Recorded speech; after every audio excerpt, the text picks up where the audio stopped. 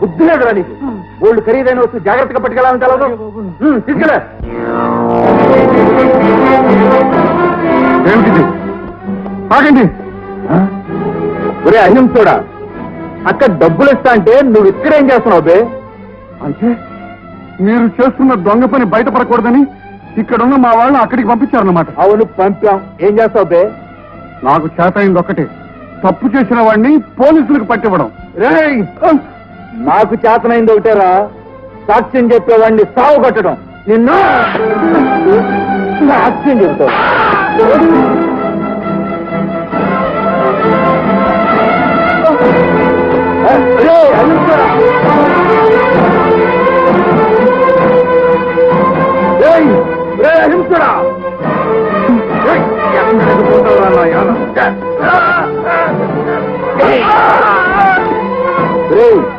అహింస నీతి అని పిచ్చి కబుర్లు చెప్పే నీలాంటి ముసలినాయాలను ఏం చేయాలో నాకు బాగా తెలుసు. చావరా అహింసోడా.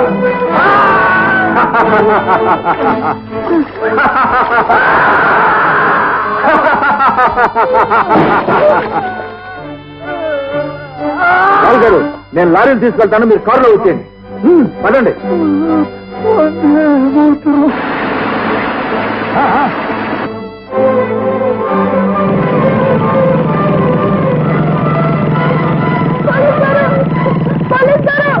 ఏడు బాబు, అక్కడ మా తాతను కొడుతున్నారు. అలాగా, ఎక్కువ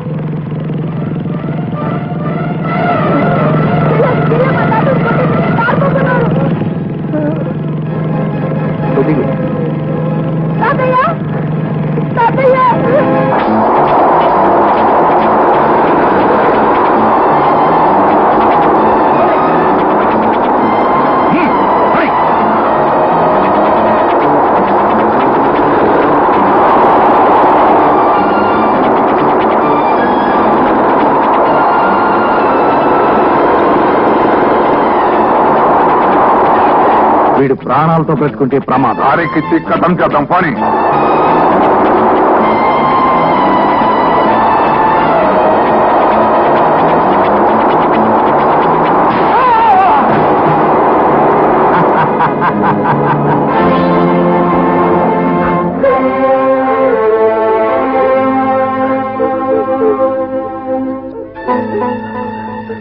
నా జీవిత బీమా డబ్బుతో మురళికి చదువు చెప్పించండి.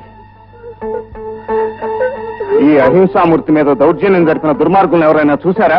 మురళి చూశాడు, కానీ వాళ్ళెవరో తనకు తెలియదు అంటున్నాడు.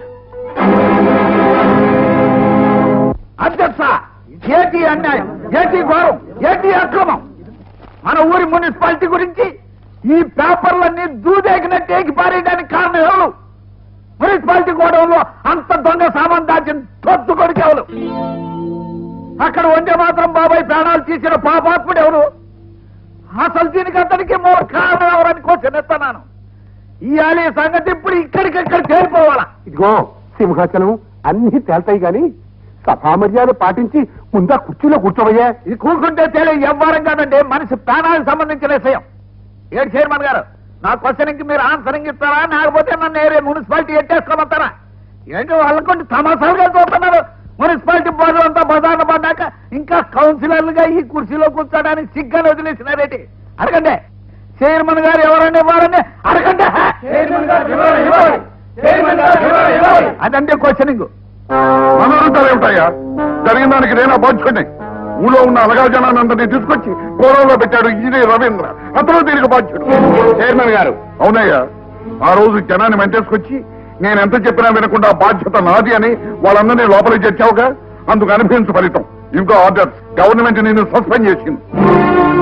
చేసుకున్న వారికి చేసుకున్నంత మహాదేవ అని నా జనమో అని వెనకేసుకొచ్చావుగా. ఇప్పుడు ఆ జనం వల్లే నేను ఎత్తికి శతకోపం వచ్చింది. అందుకు నాయన శ్రీముఖం.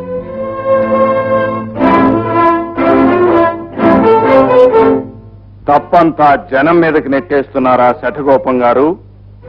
ఇళ్లు కూలిపోయి నిరాశ్రయులై 3 పూట్ల తిండికి లేని ఆ నిర్భాగ్యులకు మున్సిపల్ గోడౌన్ కింద అంత పెద్ద అండర్ గ్రౌండ్ నిర్మించే శక్తి ఉందా?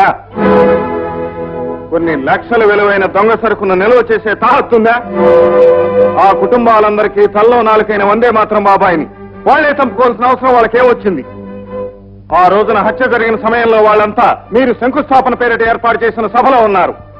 సభ జరిగిన సమయంలోనే హత్య జరిగిందన్న సంగతి ఎవరు ఆలోచించరే? ఆ రోజు వాళ్ళు గోడౌన్లో తలదాచుకోవటానికి కాళేశ్వరరావు గారి అభ్యంతరానికి కారణం ఏమిటో అర్థమయ్యేలా చెప్పరే? అంటే నీ ఉద్దేశం నేరస్తులు మేమంటావా? నిజమైన దొంగలెవరో ఇక్కడున్న ప్రతి వాళ్ళకి తెలుసు. అధికారానికి లొంగిపోయి కొందరు, దౌర్జన్యానికి భయపడి మరికొందరు నిజాన్ని గుండెల్లోనే అణిచివేసుకుంటున్నారు. ఆ దొంగలెవరో నీకు తెలిస్తే నువ్వు నిరూపించవయ్యా. నిరూపిస్తాను. అన్యాయాన్ని నడివీధిలో నిలబెడతాను. ప్రజల కళ్ళు తెరిపిస్తాను. ఆ రోజు ఎంతో దూరంలో లేదు. ఎలకండి బాబు, అసలు దొంగల్లో కేసు వెళ్ళిపోతున్నారేంటి? ఎవరయ్యా అసలు దొంగ? ఎవరేంటి? ఈ కాళేశ్వరరావు గారే.